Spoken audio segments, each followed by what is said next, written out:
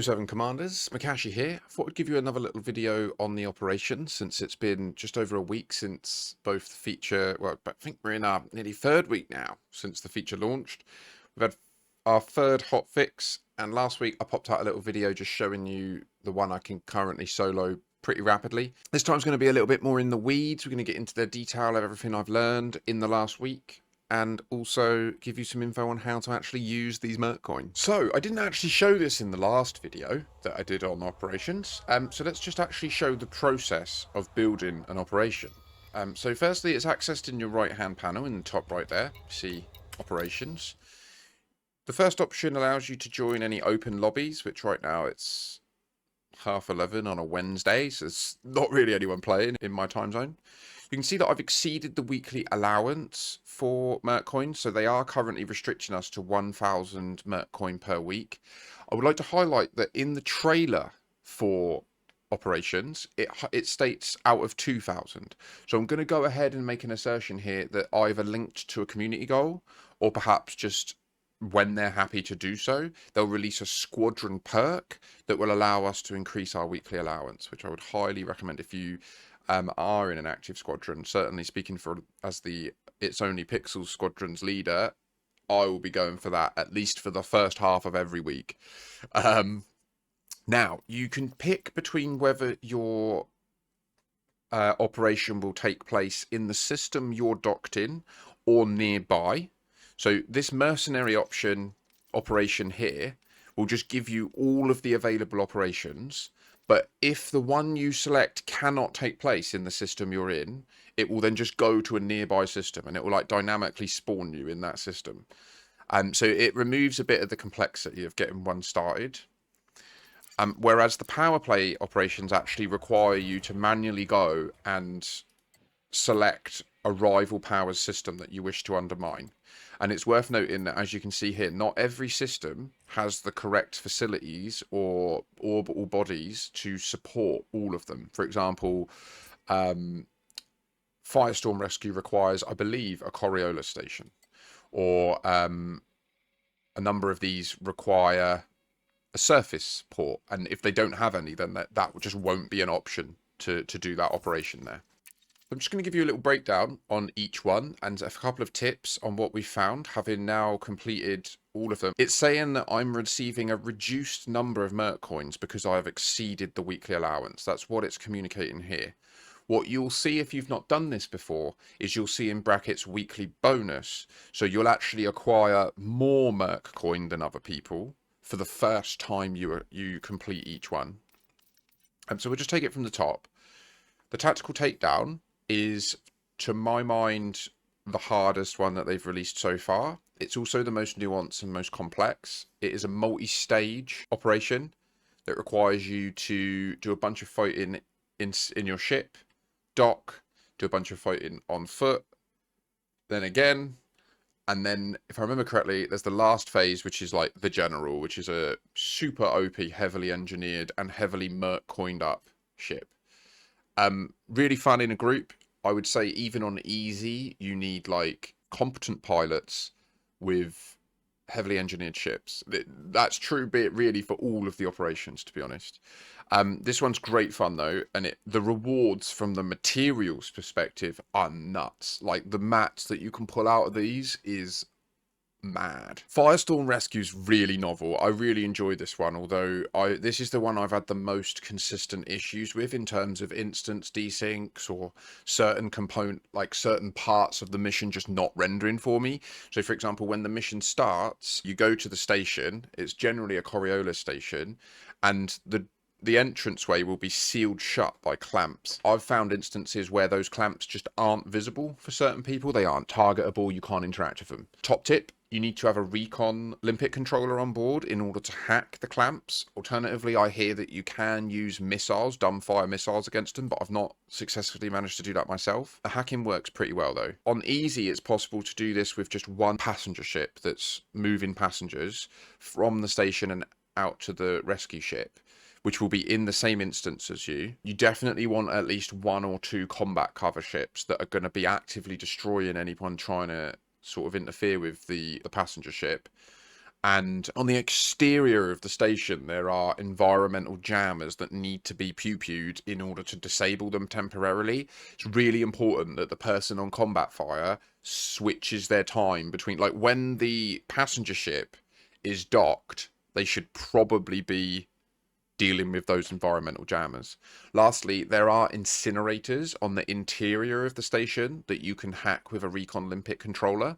So one loadout that I found really effective is to have a maxed out passenger capacity Lynx Highliner with a 4-ton cargo rack and a class 1 recon controller.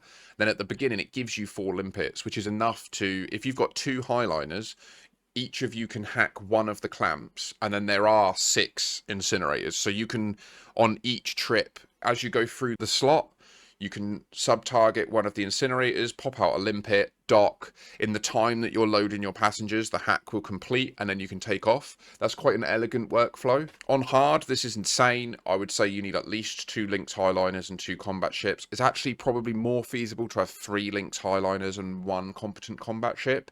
But you're going to, in that scenario, I would expect one of the Highliners to be really targeted and probably struggle to really make deliveries. But those passengers are just the cost of success, I guess. Reclamation point is mad. If I remember correctly, you're against the clock, so you dock at the megaship, and then you have to like wipe out all of the combatants on the floor before the timer hits 0. It really is about being a fire team. Like, you need to move in, ideally in a group of 4, split into 2s, and just take each side and then sweep round and then come back down the middle. That's the path that we found most effective. We've struggled to actually complete this on hard. I've done it once on hard. It is pretty brutal. You need to be quite slick. Like, they will overwhelm you, and if at any point you will die, they will just swarm the lifts, and then you're kind of done. Unless you coordinate, you have to have really good comms and coordinate so that you all come down in the lifts at the same time, and then they at least spread their fire out amongst you. In the last video, I showed you me soloing Biohazard Takedown. This is pretty straightforward. Easy is still soloable by me. Hard definitely needs a bit of a slick team. I recently did this with Commander Dripnificent of the Mud Clan, or the Mud Squad. That we were damn fine. We got the hard one done in 13 minutes, so I'd urge you to give that a bash and see if you can beat that time. I think it's self-explanatory, and refer you to my previous video where I show you it being soloed. Rapid response is probably the one I have had the most fun in the Lynx Highliner. So the rescue ship is above a certain settlement. The experience you have in this and the action you need to take as the Highliner varies based on the gravitational pull of the body, right? So where we've been doing them in our squadron home, we have very low G moons with all of our settlements on, so we don't really have to deal with gravity much. A top tip is in a fully engineered Lynx Highliner, when you dock at the rescue ship, you can sort of just go up a bit, peek over the edge, and then just FA off, boost down, and it will just lock you at 591 meters per second. It's really fun. You're just free falling down towards the surface, like watching everything going on around you. One thing that we've recently experimented with is sticking a class 3 Rejuvi beam laser turret on top, so that at least in that free fall, the Lynx Highliners could be charging the shield of the combat cover. Really good fun. You're against the clock, so you have about 25 minutes to get all of the passengers out, or it just ends at the end of the timer. It says that there's an enemy fleet coming and that they're en route in Super Cruise. It would be really cool if instead they actually did all arrive and it was just like an overwhelming force, because certainly on the hard mode it is quite tight. With 2 Lynx Highliners, it's very tight. You need to be bang on it, and it would be nice if at that end moment, if you're just like, when it hits 0, rather than it just hard stopping, it would be great if you could make that final delivery against all the odds with mad fire coming in at you. But that's not how it's set up right now, so hopefully Frontier can take that on board. Lastly, terminal prosecution is just an all-out dogfight in your ships. It's real fun. 3 waves. Wave 1 on easy is like 8 ships, I think. They all range in both combat rank and their loadouts. Be warned, elite pilots, like elite NPCs in Kestrels with chaff, are hell on earth. I do not think that elite pilots in Kestrels should be allowed chaff, because they get infinite chaff and it is just infuriating. Like, If you used fixed weapons, it's not such a big deal. But even then, if you're not using hit scan fixed weapons, they can just boost out the way of most of your rounds. So I suppose many would say get good. It's real good fun. On hard difficulty, this is wild. You need 4 fully engineered ships. I love doing this in my third lance that's got Healy beams, and I like just queuing with randoms and being like, right, I'm going to give you infinite shields. Keep them off my back. If you get someone with Healy beams, please make your primary focus peeling the enemies off them. Like, don't just lock in and shoot one guy. Constantly ask, rather than don't bring shield cell banks. Bring me in my third lance. Other top tip is on the final round when the general appears, just swarm the general. Do not waste your time on his minions. The second the general falls, all the rest will flee. So I've found the best approach is ideally have one person with Healy beams to mitigate the risk of you losing your shields. Have the other 3 people focus in on just wiping each wave. Focus on getting power distributors out of the fight. So rather than focusing on the elite Corsair, get all of the Vipers dead. Get all of the Cobras dead. Make it so that the Corsair is having to contend with multiple power distributors rather than each of you in your group getting shot at by multiple power distributors. And then lastly, on the final wave, just swarm the general. I'll give you a little walkthrough of what the Merc Coin stuff is all about. So it's probably worth knowing that they've added this Merc gear filter here.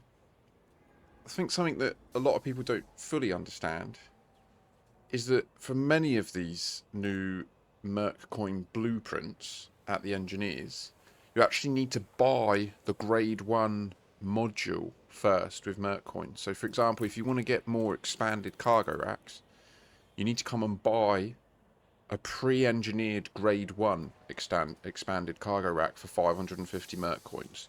Then you can level it up to grade 5 from there at the engineers. Now, that isn't true for all of the upgrades. For example, there is a plasma conversion that you can apply to any lasers, beam lasers, pulse lasers, burst lasers. That functions like a traditional blueprint from grade 1 to grade 5. That's the only one at this time that I'm aware of that functions in that way. So, for example, you can see here that you can purchase a heavy-duty module reinforcement for 450 at grade 1, and then you can continue to roll it up to grade 5 from there, which is obviously going to be huge for anyone that's interested in AX combat. I'm just going to quickly show you each one. I'm really not sure what this is about. I think it's meant to be called the double-shot screening fragment cannon. But this is where we are now. You can access the long-range vibration blast. Essentially, these are all of the modules that have been restricted behind community goals over the last few years. So I think it's a really good change to allow you to actually choose to just play the game in a way. Obviously, right now, operations are pretty restricted. I think a lot of these are pretty self-explanatory. If you're not aware of the subtleties of some of these experimentals, I'd recommend that's something to really get into with a stream, because some of them can be quite nuanced. And yeah, it's not really ideal to go into them in depth in this video. One thing to highlight is this new balanced power distributor at 5A. It's mental. It's basically, it gives you the ability to have, in ships that have the maximum size of 5A power distributor, you can essentially have close enough to a 6A power distributor, but with the power draw of less than a normal 5A. Yeah, I think it's balanced.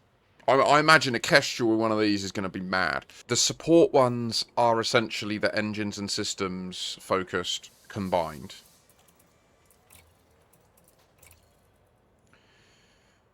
These railguns are pretty decent. I do rate them. And lastly, the double engineered DSS can now be accessed through Merc Coin. Although I would say, to the best of my knowledge, it's wiser to just continue to do the barter trade, the tech broker trade for this module.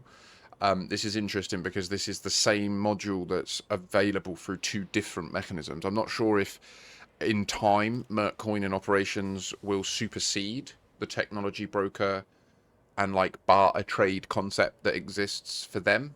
we'll have to just wait and see what Frontier do, because it is a little bit unintuitive that there's now 3 ways to access modules that are better than standard, right?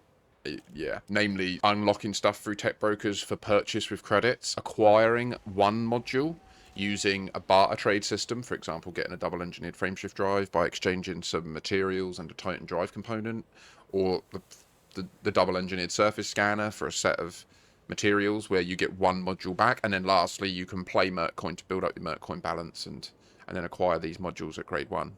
Hi, I came here to record the process of engineering my cargo rack and forgot to click record. So you will see here that we have a grade 3 cargo rack installed at class 6.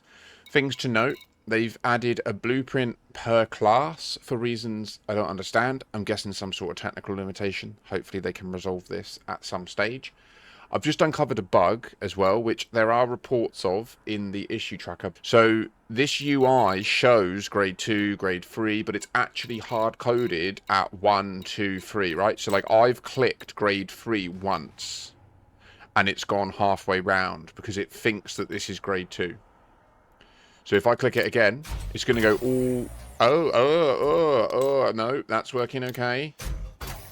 Grade 3. I'm not sure what's happening then. Now it's showing a third, right? Then it went halfway. Then another... So initially I had issues. At grade 2, I clicked it once, it went all the way round. I clicked it again, it soft locked the UI. I logged out to the main menu because I couldn't exit this. So I hit P and then did exit to main menu. When I came back in, it was ready to apply grade 3, but when I clicked it, it went halfway round. And then you saw that I then realised I wasn't recording. So there's strange behaviour in this UI, is a fair statement. This looks logical. 1, 2, 3, 4, 5. Okay, so we now have a grade 5 engineered and extended cargo rack. I thought I'd just get some old footage in the background while I discuss where I think this operations feature's headed. I definitely see how this new format lends itself very nicely to, for example, bringing back the Titans. I can totally see how operations could allow Frontier a way to bring back this incredibly novel and fun gameplay mechanic, you know? Likewise, things like AX conflict zones, or even just revisiting highlights and particular moments from the past of the franchise. I can see operations being an elegant way to achieve that. Now, some of you will be aware of the history of me doing the Thargoid investigation around the time travel stuff. I think that is going to blatantly play into this, and that's how they're going to justify the immersion-breaking nature of allowing us to travel back in time and do things like fight Kokijo again, fight Vor again, or all the different variations of that. And I mean, this is just so nostalgic watching this. This isn't available on my channel. What an experience. So yeah, what do you think? Do you think that they're going to go down that route? I do. I can see them doing this. I can see them adding the old stories, like a operations pack for Commander Jameson, so that you can go and play the original games again in this new world. I could totally see them doing that. Yeah, let me know what you think in the comments, because I think that there's so much potential. So, subsequent to the latest hotfix and some changes that Frontier have released since they launched Operations, Hotfix 3, the latest update, there are some other issues that are persistent in the main game, not within the Operations segment, which are quite disruptive, to be completely honest, and I hope that they are able to deal with these with somewhat haste. Got them on the screen, but just in the interest of, first up, orbital conflict zones never end. As I state here, it's good if you've got a big mission, like a wing mission, you want to get a bunch of kills, that's cool. Go to a low intensity. It will never end. You'll get a bunch of idiot pilots that you can just get for rewards. It's bad because they never actually contribute to the war. The conflict zones do not contribute to the war. So you need to hand in combat bonds. You need to do surface conflict zones in order to progress a war. There has been a non-trivial increase in the average time it takes to jump between systems. And for explorers, this takes their most valuable resource, time. And it's time where they're passive. They're just watching a loading screen to a degree. So that's a shame. It looks like it did wildly improve yesterday with the hour restart that the developers did. But then by the evening, when North America came online, things did sort of bog down again. So hopefully they can continue to refine that. And with Thursday's restart, hopefully it improves. There's a lot more disconnects like move adders and stuff like that kicking you to the main menu. Now, the game's very resilient at handling these disconnects, and that's been the case for a long time. So it's very rare that that actually causes any losses, but it is just a frustration in the gameplay, right? And likewise, if you're in a team, if you're in an instance with people, it adds that whole situation. Now, granted, operations obviously mitigates this by allowing you to rejoin the operation directly into the instance, but the main game doesn't. So when you reload, like a res site, for example, if you're bounty hunting with your friends, you'll reload and odds are they won't be there. As you just witnessed, some Merc Coin blueprints are buggy when applying. I did just have many temperamental issues when attempting to upgrade that cargo rack. However, I did successfully complete it. I've also seen an issue in the issue tracker that despite it saying it's engineered, it won't actually allow me to fully fill it up. I'm not going to test that in this video, but just be vigilant of that. I'm sure this will be resolved at some stage. And lastly, there is all sorts of crazy stuff happening with fleet carriers. Initially, they were like, if you targeted a star, it will jump in tens of thousands of light seconds from that star. I'm not sure if that's resolved. There was indications it might be.